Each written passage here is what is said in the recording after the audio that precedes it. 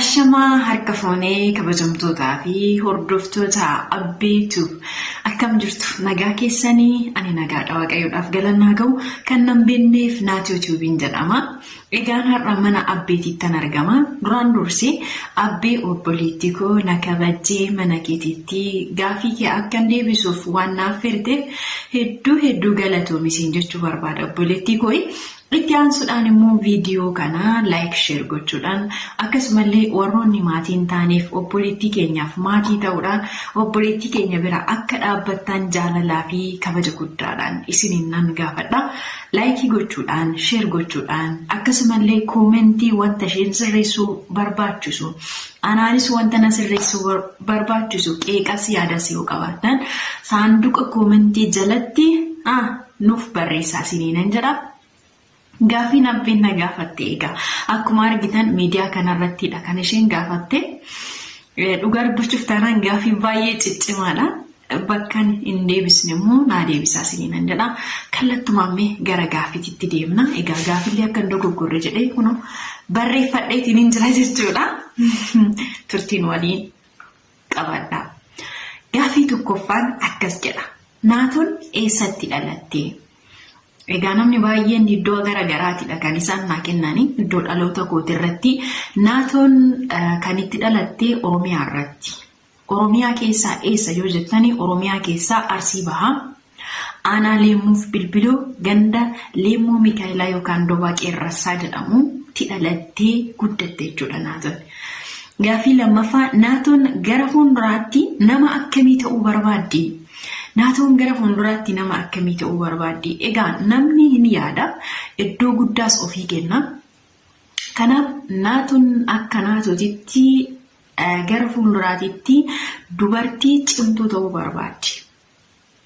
Dubartii cimtuu ta'uu barbaadde jechuudha. Ta'uudhaaf immoo har'a ciistee miti, har'a raftee miti, har'a dhala namaatti hinaaftee miti.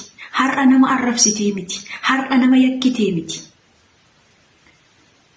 Yaada isheedhaa danda'ame mataa ishee gadi qabattee kaayyoo ishee gasaggasu dubartii waaqayyoon sodaattu, dubartii cimtuu kan hiyyeessaaf gadditu, kan nama kamuu ija tokkoon ilaaltu ta'uu barbaaddi Naatoon.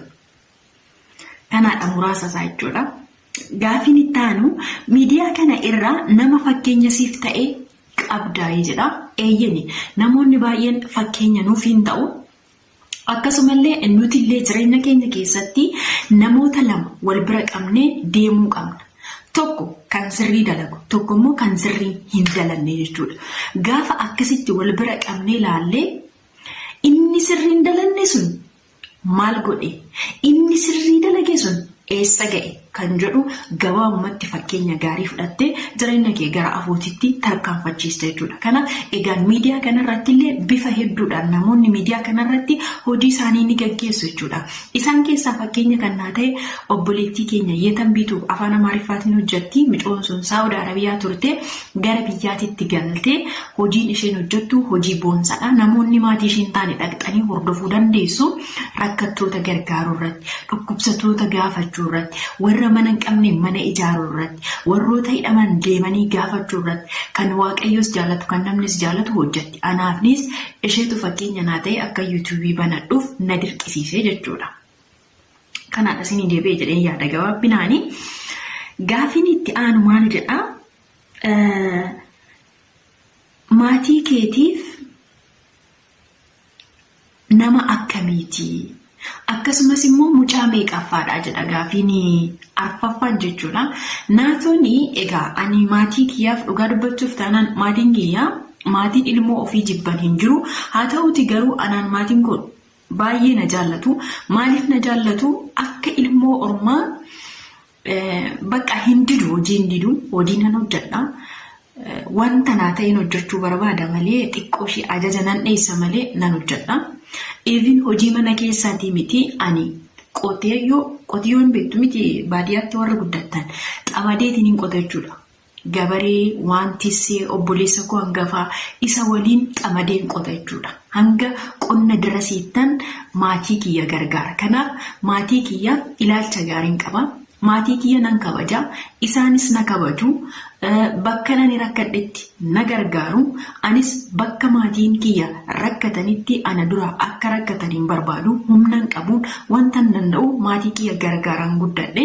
Kanaaf maatiin koos ta'ee namoonni ollaa kootii even ilaalcha gaarii naaf qabu, eebbi isaanii har'allee naaf hin banne. Dhugaa dubbachuuf taanaan daa'imummaa kootirraa namoota dadhaboo daandirra deeman yoon arge yoo gabaatti na ergatan kanadha. Akkasuma immoo naatoon nama meeqaffaadha maatii isheetiif yoo jettan immoo naatoon maatii isheetiif nama lammaffaadha.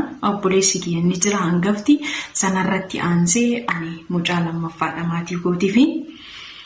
Gaaffii jaffaanii naatoon gaa'ela keessatti dubartii akkamii ta'uu barbaaddi?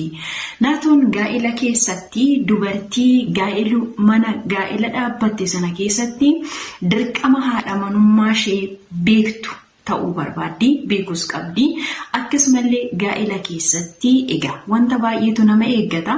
Sana keessatti immoo dubartii cimtuu, abbaa manaa ishee kabajju, dursa ofii isheetiif kan kabaja laattu, abbaa manaa isheetiif kan kabaja laattu, daa'ima ishee kan jaallattu, bultii ishee kan jaallattu, akka namaatti utuu hin taane akka dhuunfaa isheetti, akka mana isheetti kan bultu, rakkataadhaaf kan gadditu, akkasumallee beela'aa jechuudha rakkataani.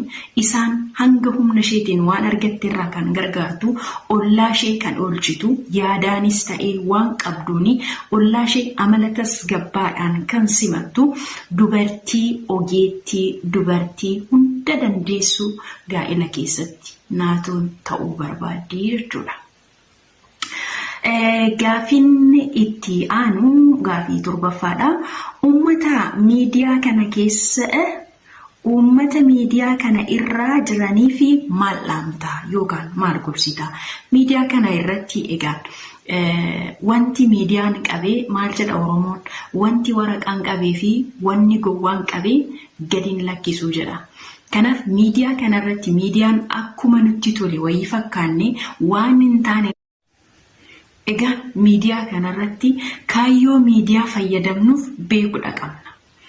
Miidiyaa kanaan fayyadamuuf dhalootaaf waa barsiisuuf ta'uu qaba malee waanuma argin irratti laqallaqne boru duuba keenyatti akka nun gaabbisiisne. Wanti nuti har'a asirratti hojjennu hundisaa dhala keenyatti darba. Gaafa sana immoo itti gaabbita, itti gaddita. Kanaaf ammuma maaliif of hin qopheessitu? Ammuma maaliif of hin sirreessitu iyyuu? Ammuma maaliif daandii sirriin deemtu iyyuu? Boru waan si gaabbisiisu maaliif hojjetta? Fakkeenyaan si fudha. Gaafa hordoffii dhabnu warroonni TikTok irra jirtan faadhiifamanaa godhaatiin TikTokii sana baay'ee hin fayyadamu. Dhiyoo baneera garuu. Ta'us immoo irratti fayyadamuudhaaf fedhii hin qabu akkanaa sotte jechuudha. Warroonni achirratti gaafa foloo dhabdan, hordoffii gaafa dhabdan, qullaa keessan kan maraattan, kaayyoo manaa baataniif kan dagattan, ijoollee biyya ormaa jiran hunda walitti qabdanii kan arrabsiistan. Kaayyoon biyya ormaa itti dhuftaniif inumaayyuu isin jalaatii kan dhokate. Kaayyoo biyya ormaatti dhuftanii miti, kaayyoo uumamtaniifu kan dagattan. Miidiyaa irratti baatanii waan hin taane kan hojjettan. Tokko, jireenya foonii keessanis balleessitaniittu. Lama, jireenya keessan lubbus balleessitaniittu. Gaa'ela otoo dhaabbatte dubartiin har'a qullaa dhiichistu boru isaan abbaan manaa keessi waqqasa. Isaan hawaasni si waqqasa. Hawaasa biratti ilaalcha gaariin hin ilaallamtu. Ilaalcha gadi aanummaadhaan ilaallamta. Intala ebeluu jedhamtee maatii kee kan si wajjin otoo ati ofii isaaniitiin hin baratin si barsiisan sana ni arrabsiista. Kanaaf ammuma ofaa qopheessinu. Maaliif miidiyaa fayyadamna?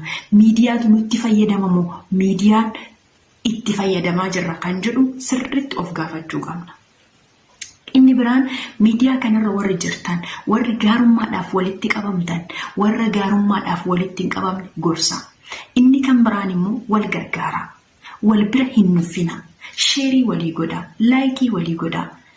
Isin hin kanfalchiisu. Obboleessi keessan obboleettiin keessan yoo guddatte guddina keessaniif ta'a. Boru isaan masilaalii godhattanii gara miidiyaa kana dhufuu dandeessu. Kanaaf hammeenya dalagina. Hammeenyi eenyuun yoo waa godhu arginee hin beeknu.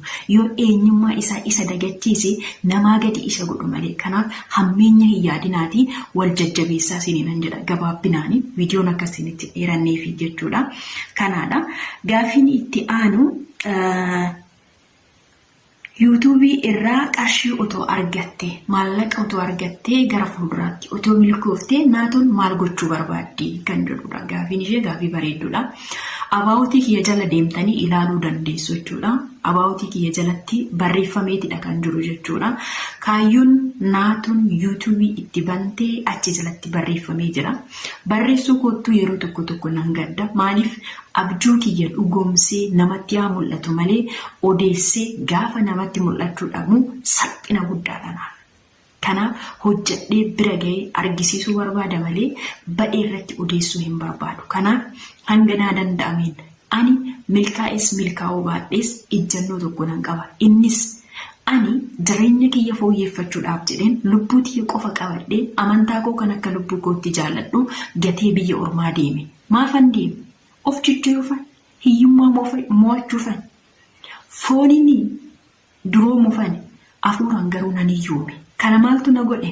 Jireenya. Kanaaf warroota biyya kiyya keessatti rakkatanii jireenya gaarii keessa hin jiraanne sanaaf waanan qaburraa, biddeenan qaburraa, uffatan qaburraa, yaadan qaburraa gargaaruu fi gargaarudha jechuudha. Iccitiinsaa isin eegala jedhee tanani kanarra immoo yoo waaqayyoon nu milkeesse intarneetiin biyya keessa jiraatee gara biyyaatti galle asirratti arguu dandeessu kaayyoo naatoo jechuudha.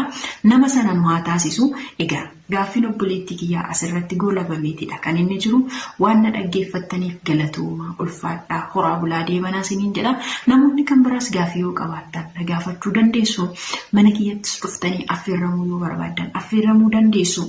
Wanti isin daangessu hin jiru. Wanti hunduu firiidha. Jabaadhaa isiniin jedha. Baay'ee isin jaalladha, baay'ee isin kabaja. Nagana.